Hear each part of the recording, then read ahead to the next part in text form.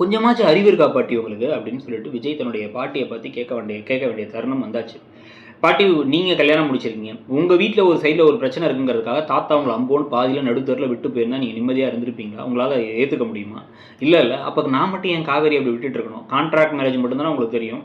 அவள் கர்ப்பமாக இருக்காங்கிறது உங்களுக்கு தெரியுமா? நானும் அவளும் கணவன் மனைவியாக வாழ்ந்தோங்கிறது தெரியுமா? ப்ளஸ் நான் அவளை காதலிக்கிறேங்கிறது உங்களுக்கு தெரியும் தானே?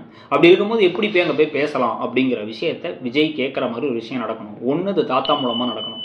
தாத்தா இந்த மாதிரி உங்கள் பாட்டி மேலே தான் சந்தேகமாக இருக்குங்கிறத சொல்லி அவள் தான் ஏதோ பேசியிருக்கா அப்படின்னு கண்டுபிடிச்சி கல்யாணியை மாட்டி விடணும்.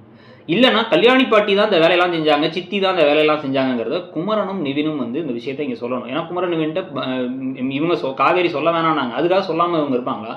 எத்தனையோ விஷயத்தில் இது காவேரி ப்ரெக்னெண்ட்டாக இருக்காங்க, அவங்களுக்கு நல்லது விஜய் கூட இருக்கிறது தான் அப்படின்னு யோசிச்சாச்சு நிவின் இந்த விஷயத்தை பண்ணுவாராங்கிறத பார்க்கணும். நீங்கள் என்ன நினைக்கிறீங்க? அந்த கதை போகிற போக்கை பற்றி உங்களுடைய கருத்து என்னங்கிறத சொல்லிவிட்டு அப்படியே மறக்காமல் இடம் பொருள் சேனலையும் சப்ஸ்கிரைப் பண்ணிவிடுங்க. தேங்க்யூ.